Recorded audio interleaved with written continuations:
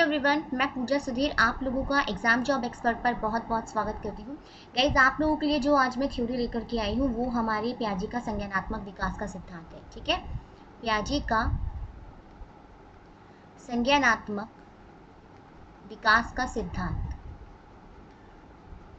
जिसे हम लोग कॉग्निटिव थ्योरी भी बोल देते हैं। ठीक है, कॉग्निटिव थ्योरी ऑफ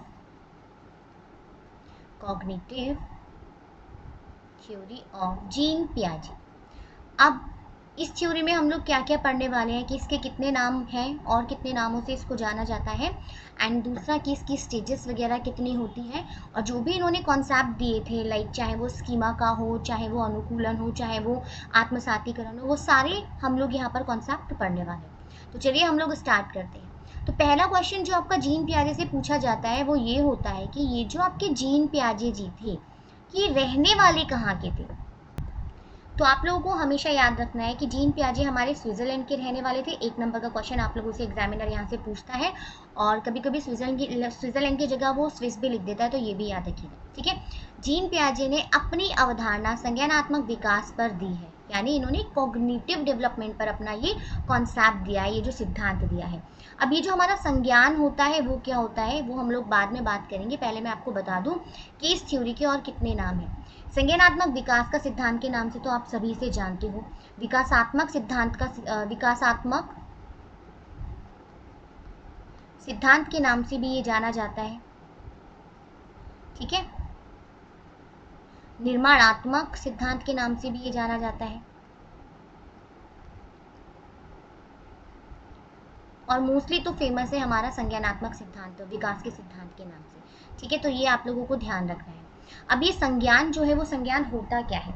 कॉग्निशन वह है जिसमें संवेदन, प्रत्यक्षण, प्रतिमा, धारणा, समस्या समाधान, चिंतन, तर्कना जैसी मानसिक प्रक्रियाएं सम्मिलित होती हैं। इन शॉर्ट, अगर मैं कॉग्निशन की बात करूं, संज्ञान की बात करूं, तो ये संज्ञान जो है वो आपका माइंड होता है। इसे मैं अगर दूसरे शब्दों में मस्तिष्क कह दूं तो कुछ भी गलत नहीं होगा। देखिए, जब आप अपने मस्तिष्क का प्रयोग करते हैं तो आप अपने सेंसेशन, आप संवेदन का प्रयोग करते हैं, आप परसेप्शन भी करते हैं, वहाँ पर प्रत्यक्षण करते हैं। परसेप्शन मतलब कि आप सोचते हैं ना, लाइक अरे हाँ हाँ ये होने वाला है, शायद ऐसा हुआ है, तो इसका मतलब ये है कि अब आगे ये होने वाला है, बादल गरज रहे हैं तो बारिश होने वाली है। जब आप अनुमान लगाते हो, एक इमेज आपके माइंड में आ जाती है, कोई भी कॉन्सेप्ट को आप धारण कर लेते हो, आप प्रॉब्लम सॉल्विंग करते हो, आप थिंकिंग करते हो, आप रीजनिंग करते हो, तो ये सब किसके कारण होती है, ये आपके मस्तिष्क के कारण होती है। ठीक है, तो संज्ञान को अगर दूसरा नाम हम लोग मस्तिष्क दे दे तो ये गलत नहीं होगा, क्योंकि हम लोग अपने ब्रेन से, हम लोग अपने माइंड से ये सारी चीज़ें करते हैं। रीजनिंग अगर आप करोगे, लॉजिकल थिंकिंग करोगे, तो वहाँ पर आप अपने दिमाग का यूज़ करोगे। तो कॉग्निशन का मतलब है कि हमारा दिमाग। ठीक है, अब देखिए, ये जो हमारे जीन पियाजे जी थे, एक बहुत इम्पॉर्टेंट इन्होंने एक स्टेटमेंट दिया था कि बच्चे सक्रिय ज्ञान निर्माता हैं तथा नन्हे वैज्ञानिक हैं जो संसार के बारे में अपने सिद्धांतों की रचना खुद करते हैं। एग्जाम में एज इट इज आप लोगों की ये वाला क्वेश्चन आ जाता है कि बताइए किसने कहा कि बच्चे जो है वो सक्रिय ज्ञान के निर्माता होते हैं। कभी कभी सिर्फ इतना दे देता है, तो आप लोग समझ जाइएगा ये हमारी बात की थी कि इन्होंने जीन पियाजे जी ने। ठीक है, वाइगॉत्स्की ने भी ये बात कही है, लेकिन दोनों का नाम एक साथ वो नहीं देगा। ठीक है, तो आप लोगों को याद रखना ये हमारे पियाजे जी ने कहा, और कहा कि नन्हे वैज्ञानिक बच्चों को ज्ञान निर्माता तथा नन्हे वैज्ञानिक, या फिर सिर्फ ये कहेगा कि बच्चे जो हैं वो नन्हे वैज्ञानिक होते हैं जो संसार के बारे में अपने सिद्धांतों की रचना करते हैं या फिर अपने ज्ञान का निर्माण करते हैं। ये स्टेटमेंट जो है किसके द्वारा दिया गया, तो आपको याद रखना है ये हमारे जीन पियाजे जी के द्वारा दिया गया। ठीक है, अब इन्होंने ये कहा था, इसका मतलब ये था कि बच्चे जो होते हैं वो एक्टिवली अपने ज्ञान का निर्माण करते हैं, एक सक्रिय रूप से। ठीक है, वो कुछ ना कुछ खोजते रहते हैं अपने दिमाग की वजह से, अपने एक्टिव होकर के ना वो संसार के बारे में जैसे जैसे बड़े होते हैं, जैसे जैसे उनकी फिजिकल ग्रोथ होती है, मेंटली कॉग्निटिवली जो भी उनके डेवलपमेंट होते हैं, तो वो धीरे धीरे समाज को समझने की कोशिश करते हैं, समाज के बारे में अपने सिद्धांतों की रचना करते हैं। इसका मतलब ये था। पियाजे के अनुसार बच्चे अपनी दुनिया के बारे में लगभग सभी सूचनाएं अपनी गतिविधियों से अन्वेषण व निर्माण करते हुए प्राप्त करते हैं, मतलब खुद के द्वारा। इसलिए इनके इस सिद्धांत का नाम संज्ञानात्मक विकास का निर्माणवादी उपागम। ठीक है, मैंने अभी जैसे बताया निर्माणात्मक सिद्धांत या निर्माणवादी उपागम या फिर विकासात्मक सिद्धांत भी कहा गया है, तो आप लोगों को ये बात यहाँ पर याद रखनी है। चलिए, अब इन्होंने कौन कौन से कॉन्सेप्ट दिए हैं, कुछ कॉन्सेप्ट दिए हैं जो एग्जामिनर बहुत ज़्यादा पूछता है, क्योंकि बच्चे इस वाले कॉन्सेप्ट में बहुत ज़्यादा कंफ्यूज हो जाते हैं। तो आज इसी चीज़ को हम लोग बहुत अच्छे से करेंगे, ठीक है। पियाजे के संज्ञानात्मक विकास के संप्रतियों का वर्णन इस प्रकार है। सबसे पहले हम लोग बात करते हैं अनुकूलन की। इन्होंने अनुकूलन के बारे में बताया। अब अनुकूलन क्या होता है, इसकी डेफिनेशन हम लोग पढ़ लेते हैं, क्योंकि इसकी डेफिनेशन एज इट इज ऐसी ही लिखी हुई आती है आपके एग्जाम में। वातावरण के अनुसार अपने आप को ढालना। जब एक व्यक्ति हर वातावरण में अपने आप को उस वातावरण के अनुसार परिवर्तित कर लेता है, अनुकूल मतलब ढाल लेता है अपने आप को। जैसे गर्मी में बैठा है तो उसे गर्मी नहीं लग रही है, सर्दी में बैठा है तो उसे सर्दी नहीं लग रही है। कुछ लोग होते हैं ना कि उन्हें एसी में रहने की आदत होती है, तो जरा सी भी गर्मी हुई तो उनको बर्दाश्त नहीं होती। लेकिन अनुकूलन का मतलब होता है कि एक ऐसा व्यक्ति जो जैसा वातावरण है उस वातावरण के अनुसार अपने आप को वहां पर ढाल लेता है, मैनेज कर लेता है। तो ये चीज हमारी क्या कहलाती है, अनुकूलन कहलाती है, ठीक है। अब इस अनुकूलन के पियाजे के द्वारा दो पार्ट बताए गए, ठीक है। ये है हमारा अनुकूलन, जिसे हम लोग बोलते हैं एडेप्टेशन। इसको दो पार्ट में बांटा गया है। एक है हमारा एसिमिलेशन, जिसे हम लोग आत्मसातीकरण भी कह देते हैं, और एक हमारा होता है एकोमोडेशन। ये इसी के पार्ट है, अनुकूलन के ही पार्ट होते हैं। एक होता है हमारा एकोमोडेशन, जिसे हम लोग कहते हैं समायोजन।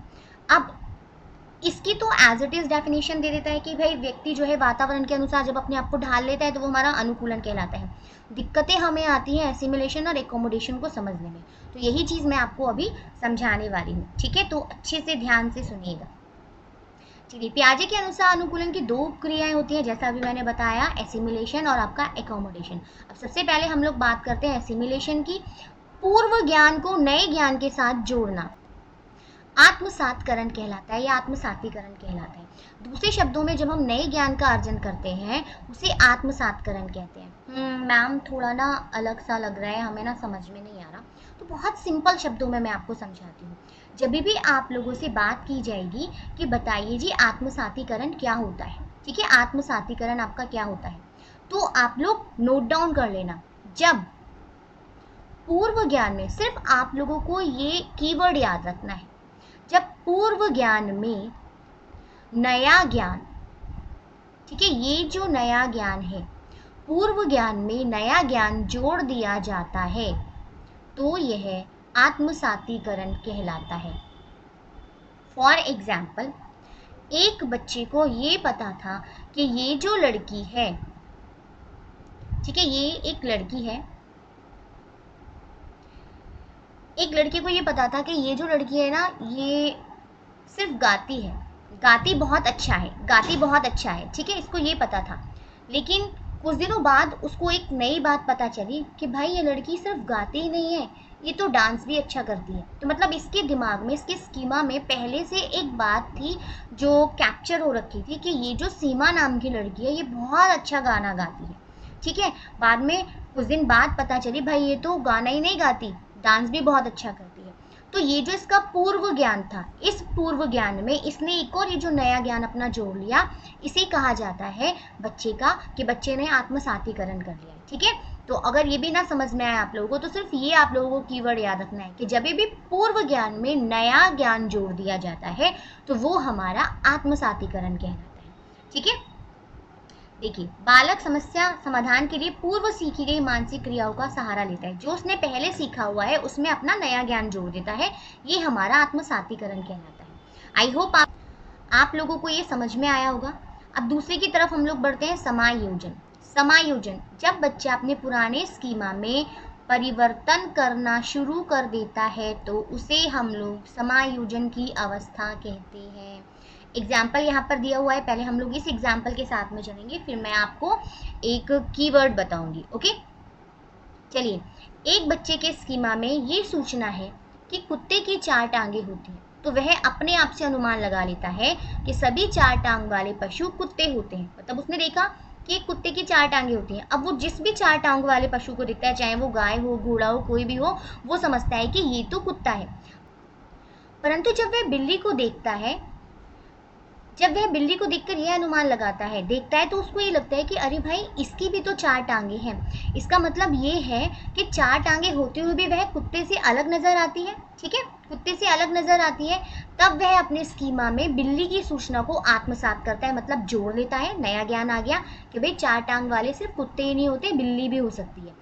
इस प्रकार वह अपने पुराने स्कीमा में क्या कर रहा है, यहाँ पर परिवर्तन कर रहा है। ठीक है, तो जब जो आपका नए पुराने पूर्व ज्ञान में जब आपने नया ज्ञान जोड़ा, आपका आत्मसातीकरण हो गया।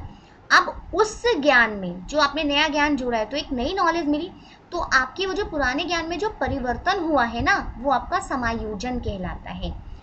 अब मैं आपको इसकी कीवर्ड बताती हूँ, जिससे कि आपको ये अच्छे से समझ में आ जाए। जब हम लोग बात करेंगे समायोजन की, इसका मतलब है कि पूर्व ज्ञान में नया ज्ञान जोड़ना, इतना हमारा हो गया आत्मसातीकरण। ठीक है, अब इसकी देख लीजिए। जब आप उसमें परिवर्तन कर रहे हो, इस ज्ञान में जब परिवर्तन हो रहा है, ठीक है, बदलाव हो रहा है, परिमार्जन हो रहा है, चेंजेस आ रहे हैं, जो भी चीजें आए, ठीक है, अलग हो गया, बदल गया, परिवर्तन कर लिया, परिमार्जन कर लिया, बदलाव कर लिया, चेंजेस आ गए, तो ये आपका समायोजन कहलाएगा। जिस भी क्वेश्चन में आप प्याजे वाले में देखो कि यहाँ पर पूछा जा रहा है कि भाई यहाँ तो परिवर्तन हो गया, बदलाव हो गया, परिमार्जन हो गया, ये आपको कीवर्ड्स अगर आपको नजर आए तो आंख बंद करके आप लोग समायोजन लगा दीजिएगा, आपका 1 नंबर पक्का हो जाएगा। आई होप आपको समझ में आया। ठीक है, इसके लिए मैं आपको एक एग्जाम्पल भी दे सकती हूँ। देखिए, मान लीजिए एक लड़का है, वो एक लड़का है ये, ठीक है, इसको ना ये गांव का है, तो इसको पिज़्ज़ा के बारे में नहीं पता होता है कि पिज़्ज़ा क्या होता है। तो ये गांव में शहर आया गांव से, तो इसने पिज़्ज़ा को देखा और ये पिज़्ज़ा को रोटी समझ करके रोटी की तरह तोड़ करके खाने लगा। अरे मोटी सी रोटी है, हमारे गांव में तो बड़ी इससे हल्की रोटी बनती है। तो पिज़्ज़ा को तोड़ करके खाने लगा रोटी की तरह। फिर एक दिन इसका फ्रेंड इसको पिज़्ज़ा डोमिनोज लेकर के गया। अब जब ये डोमिनोज गया, तो इसने वहाँ पर देखा कि पिज़्ज़ा ऑर्डर किया है इसके फ्रेंड ने। उस पिज़्ज़ा को उसका फ्रेंड बड़े स्टाइल में ऐसे उठा करके, एक पीस उठा करके और ऐसे करके खा रहा है, मतलब रोटी की तरह नहीं खा रहा था। तो इसने बाकियों को भी देखा, तो अब इसने कहा अरे यार, मैं तो इसे रोटी की तरह खाता था, पर इसको तो इस तरीके से भी खाया जा सकता है, मतलब स्टाइल में खाते हैं। तो इसने ना जो पहले रोटी की तरह तोड़ करके खाता था, अब उसी पिज़्ज़ा को वो स्टाइल में खाने लगा है। तो इसने अपने खाने के जो व्यवहार था, खाने का जो स्टाइल था, उसमें इसने क्या कर लिया, बदलाव कर लिया, है ना, बदलाव कर लिया, परिवर्तन कर लिया। लेकिन ये जो परिवर्तन होता है ज़्यादा समय के लिए नहीं होता, स्थायी नहीं होता। स्थायी परिवर्तन आपका अनुकूलन कहलाता है, और जब ये वाला जो परिवर्तन है ये आपका, ये कुछ समय के लिए होता है। ये सिर्फ मैं आपकी नॉलेज के लिए बता रही हूँ ताकि आपको याद रहे। बाकी बदलाव, आप परिमार्जन ये सब याद रखना, तो वहाँ पर समायोजन होगा। तो जब इसने अपनी आदतों में परिवर्तन कर लिया, रोटी की तरह तोड़ करके नहीं खाता, सिर्फ स्टाइल में उठाता है, उसके ऊपर पेपर वगैरह डाल करके और स्टाइल में खाता है, तो ये जो बदलाव हुआ, परिमार्जन हुआ, ये आपका समायोजन कहलाएगा। ठीक है, आत्मसातीकरण, पुराने ज्ञान में नया ज्ञान जुड़ा, सिर्फ इतना याद रखना है। समायोजन, भाई उसने क्या कर लिया, बदलाव कर लिया, परिमार्जन कर लिया, परिवर्तन कर लिया, ये हमारा क्या है, समायोजन है। तो आई होप आपको ये चीज़ समझ में आई होगी। आई होप आपको ये कॉन्सेप्ट अच्छे से समझ में आया है। ठीक है, नहीं समझ में आया तो आप हमें कमेंट बॉक्स में भी लिख सकते हैं। चलिए नेक्स्ट हम लोग बढ़ते हैं। ये 2 कॉन्सेप्ट हमारे क्लियर हो गए। 3, अनुकूलन, हमारा आत्मसातीकरण और हमारा समायोजन। अब हम लोग चलते हैं स्कीमा की तरफ। स्कीमा क्या होता है, हम एक तरीके से ज्ञान को बोल सकते हैं, जो भी हमारा नॉलेज है, जो भी हमारे माइंड में नॉलेज इकट्ठा हुई है, कि भाई जैसे ही मैं एक पेन का नाम लेती हूँ और पेन का नाम लेते ही मेरे दिमाग में ये वाली इमेज आ जाती है पेन की, तो ये मेरा स्कीमा है। ठीक है, जो भी चीज़ें हमारे माइंड में सेट हैं, स्टोर हो रखी है, वो हमारा स्कीमा कहलाता है। ठीक है, जो भी चीज़ें हमारे माइंड में, हमारे कॉग्निशन में सेट हो रखी हैं, स्टोर हैं, उसे हम लोग क्या बोलते हैं, उसे हम लोग स्कीमा बोलते हैं। नेक्स्ट हम लोग चलते हैं संज्ञानात्मक संरचना, यानी कॉग्निटिव स्ट्रक्चर्स क्या होते हैं, बच्चे के मानसिक संगठन या क्षमताओं को। ठीक है, मानसिक जो संगठन होता है या फिर जो उसकी क्षमताएं होती हैं, उसे हम लोग संज्ञानात्मक संरचना कहते हैं। बच्चा कितना कैपेबल है किसी चीज़ को सोचने में, किसी चीज़ को करने में। ठीक है, तो वो हमारा क्या कहलाता है, एज इट इज़। ये आप लोगों के एग्जाम में एज इट इज़ यहाँ से डेफिनेशन आती है कि बच्चे के मानसिक संगठन या क्षमताओं को संज्ञानात्मक संरचना कहते हैं। नेक्स्ट है हमारा मानसिक संक्रिया, जिसे हम लोग इंग्लिश में मेंटल ऑपरेशन कहते हैं। जब कोई बच्चा किसी काम को पूरा करने के लिए चिंतन करता है, उसे मानसिक संक्रिया कहते हैं। आपके सामने एक प्रॉब्लम आई। अब इस प्रॉब्लम का सॉल्यूशन ढूंढने के लिए जब आप इस पर चिंतन करोगे, मनन करोगे, सोचोगे, ठीक है, कि भाई इसके समाधान करने के लिए मुझे क्या क्या करना होगा, कैसे कैसे प्रोसेस होगा, क्या क्या चीज़ें मैं अपनाऊंगा, तो ये जो प्रोसेस है, ये जो आप सोच रहे हो, ये आपकी मेंटल ऑपरेशन में आती है, यानी ये चिंतन करना आपका मानसिक संक्रिया कहलाता है। ठीक है, मानसिक संक्रिया के माध्यम से हम किसी समस्या समाधान पर चिंतन करते हैं। ये आपको क्लियर हुआ होगा, है ना। अब बात करते हैं हम लोग स्कीम्स की। चलिए, अब नेक्स्ट जो हमारा कॉन्सेप्ट इन्होंने बताया था वो बताया था स्कीम्स। देखिए, स्कीमा क्या है। स्कीमा हमारे माइंड में जो एक चीज़ जमा हो रखी है, किसी भी चीज़ के बारे में जो नॉलेज जमा हो रखी है, ज्ञान जो इकट्ठा है हमारे दिमाग में, वो हमारा स्कीमा है। ये स्कीम्स है, जैसे आप लोगों ने सुना है ना स्कीम्स के बारे में, वही है। तो डेफिनेशन एज इट इज़ आ जाती है, बाकी इसके बारे में मैं आपको अच्छे से समझा दूँगी। किसी काम को करने के लिए हमारे पास विभिन्न प्रकार के तथ्य होते हैं, उसे स्कीम्स कहते हैं। जैसे जब कोई बच्चा एक बहुविकल्पीय या मल्टीपल चॉइस क्वेश्चंस को हल करता है, तो उसके पास 4 से 5 विकल्प होते हैं, जिसे हम लोग स्कीम्स कहते हैं। स्कीम्स, जिसे हम लोग स्कीम्स का मतलब क्या होता है। फॉर एग्जाम्पल, जब भी त्योहार आते हैं तो फीमेल्स जो होती है हमारी, तो उनको फेशियल करवाना होता है।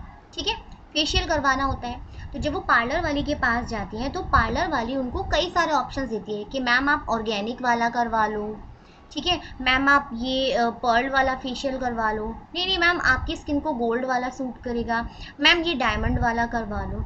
तो जब किसी भी, अब ये जो है ये अपनी प्रॉब्लम लेकर के गई है। इनकी प्रॉब्लम क्या है, इनकी प्रॉब्लम है कि भाई इनको अपने फेस को चमकाना है और फेस पर इन्हें फेशियल करवाना है, जिससे कि ये चमचम चमचम करके चमके।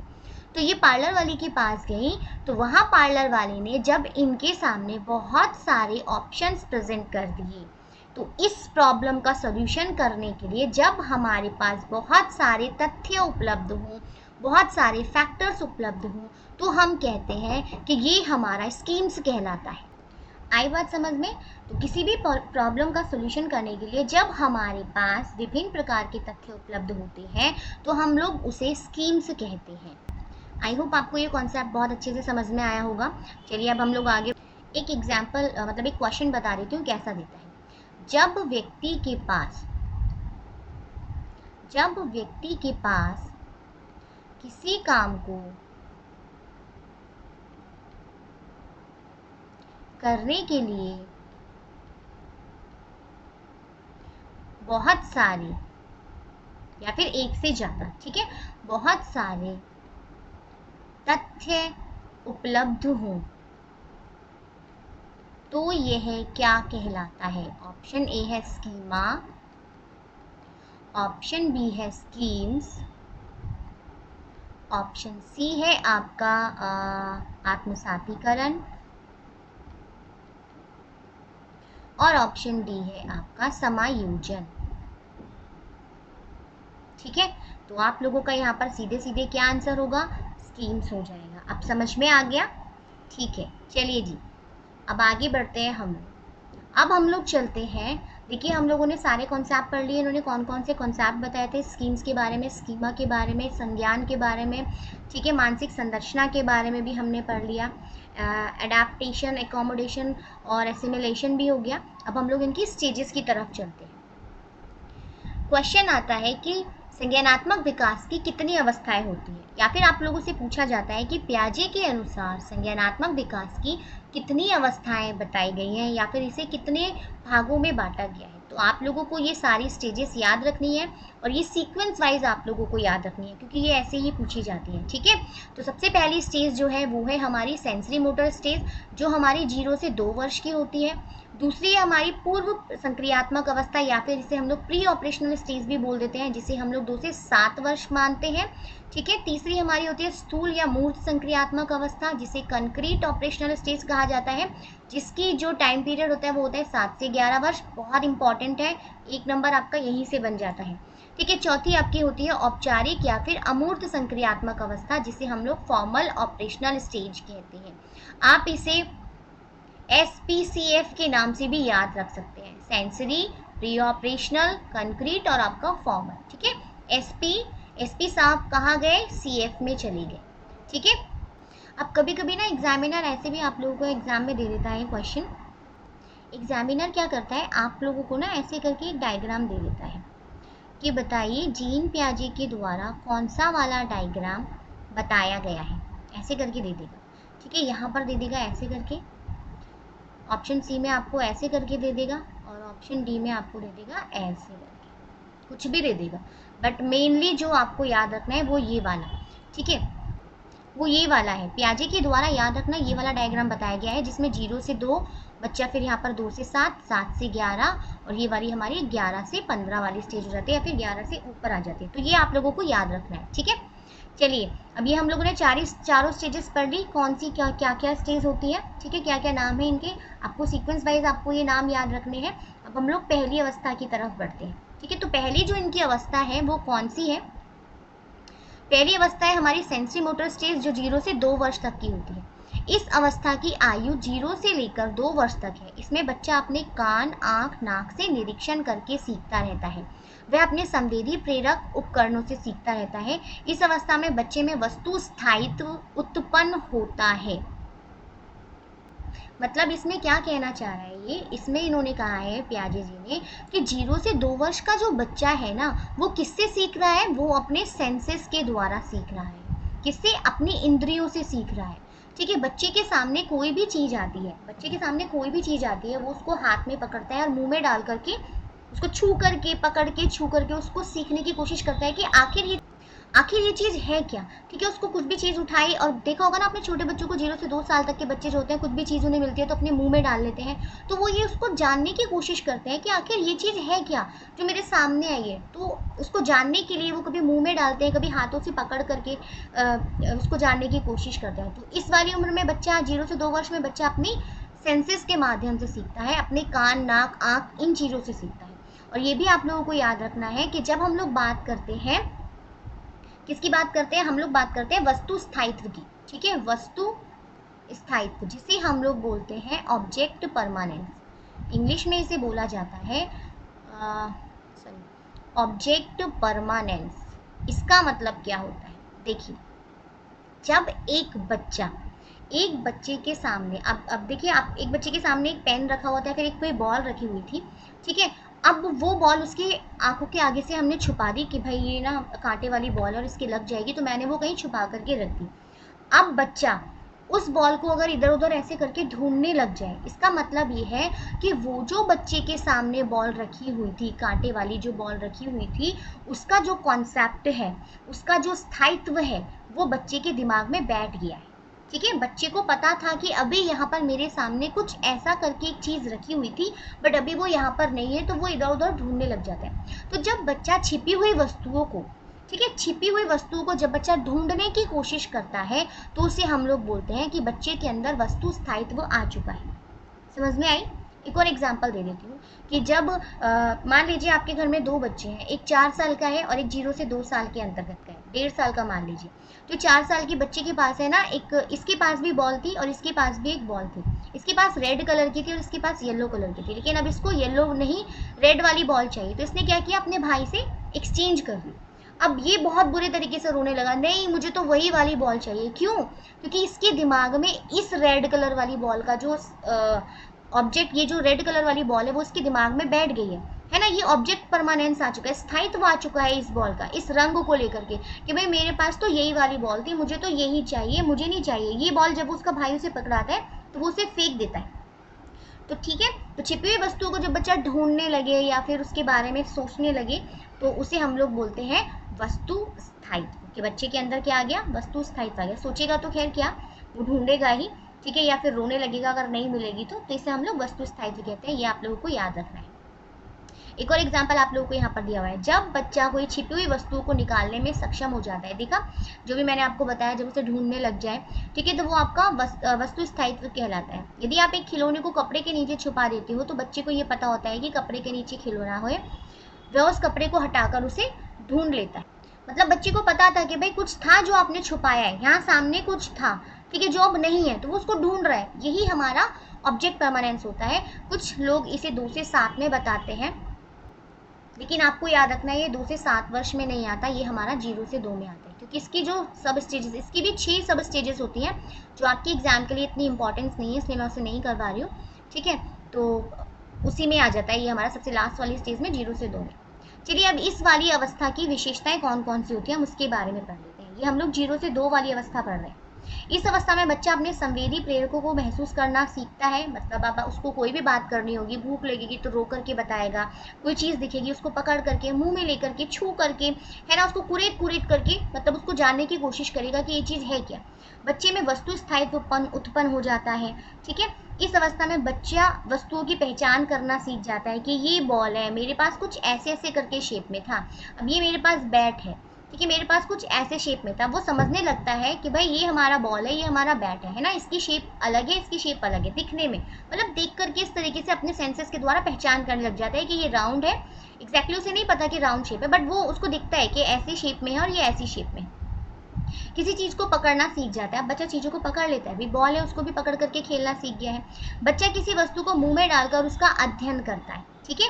इस अवस्था में हंसने रोने की प्रवृत्ति विकसित होती है। तो बच्चा भाई 0 से 2 साल का बच्चा है, हंसेगा रोएगा, अपने संवेगों के प्रदर्शन से ही तो वो अपनी बात आप लोगों तक पहुंचाएगा, ठीक है। तो ये हमारी थी कौन सी, संवेदी प्रेरक अवस्था। अब यहाँ से क्वेश्चन किस तरीके का पूछा जाता है वो मैं आपको बता देती हूँ, ठीक है।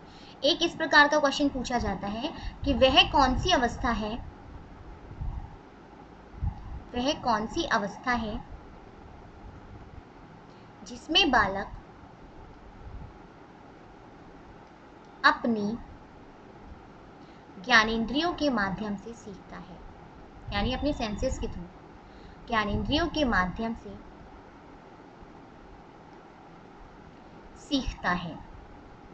ऑप्शन में रहेगा 0 से 2 वाली स्टेज, ऑप्शन बी 2 से 7 वाली, ऑप्शन सी 7 से 11, या ऑप्शन डी 11 से 15, या इसको ऐसे भी लिख सकता है आपकी सेंसरी मोटर, ठीक है, आपका प्री ऑपरेशनल, आपका कंक्रीट वाली, या फिर आपकी फॉर्मल वाली।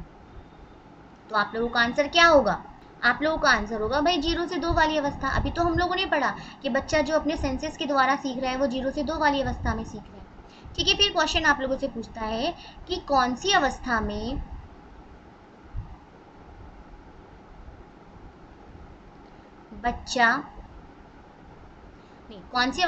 बच्चे में छिपी हुई वस्तुओं को ढूंढने का कॉन्सेप्ट विकसित हो जाता है, ठीक है, ढूंढने का कॉन्सेप्ट विकसित हो जाता है। तो आप लोगों को पता है कौन सी अवस्था है वो हमारी, 7 से 11, या फिर ऑप्शन डी 11 से 15। तो हमारी अवस्था होगी 0 से 2 वाली, ठीक है। अभी हम लोगों ने पढ़ा था वस्तु स्थायित्व, ठीक है, छिपी हुई वस्तु बोल दे या फिर वस्तु स्थायित्व बोल दे, एक ही बात है। एक और बहुत मोस्ट इंपॉर्टेंट क्वेश्चन है जो आपका इस स्टेज से पूछा जाता है, वो ये है कि कौन सी अवस्था में बालक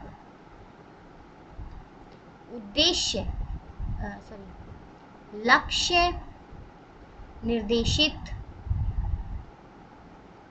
व्यवहार उत्पन्न करता है या फिर दर्शाता है।